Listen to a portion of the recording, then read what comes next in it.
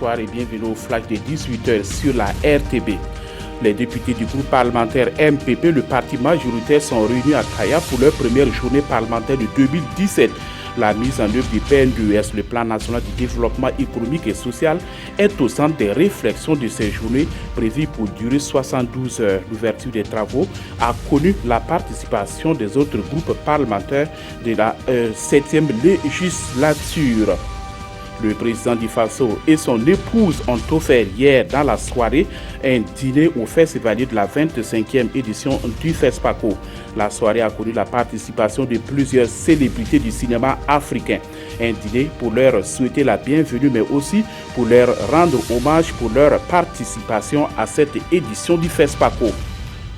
Le gouvernement du Burkina salue le mérite de 11 acteurs du cinéma africain. Ils ont reçu des médailles d'officiers et de chevaliers de l'ordre du mérite des arts, des lettres, de la communication et de la communication avec Agrafe Cinéma. À travers cette distinction, les autorités du pays des hommes intègres entendent ainsi galvaniser toutes ces personnes qui œuvrent pour la promotion du cinéma en Afrique.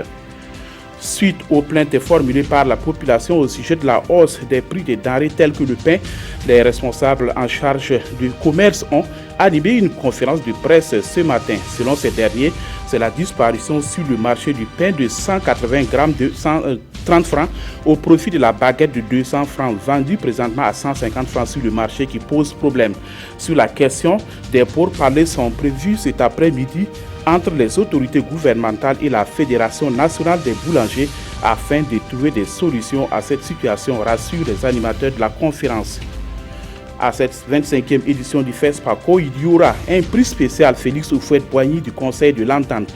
Le secrétaire exécutif du Conseil de l'Entente et les membres du jury ont rencontré la presse pour donner plus d'informations sur ces prix. C'est un prix d'une valeur de 10 millions de francs CFA qui est initié pour encourager l'intégration régionale. François Fillon a fini par se rendre au Salon de l'Agriculture ce mercredi après-midi après avoir annoncé maintenir sa candidature à l'élection présidentielle et ce en dépit de sa future mise en examen dans le cadre d'une enquête sur le présumé emploi fictif de son épouse et de ses enfants. Conséquence de cette annonce, les centristes de l'UDI suspendent leur soutien. Bruno Le Maire, lui, a démissionné de son équipe de campagne. François Fillon s'en est pris aux magistrats dénonçant ce qu'il qualifie d'assassinat politique.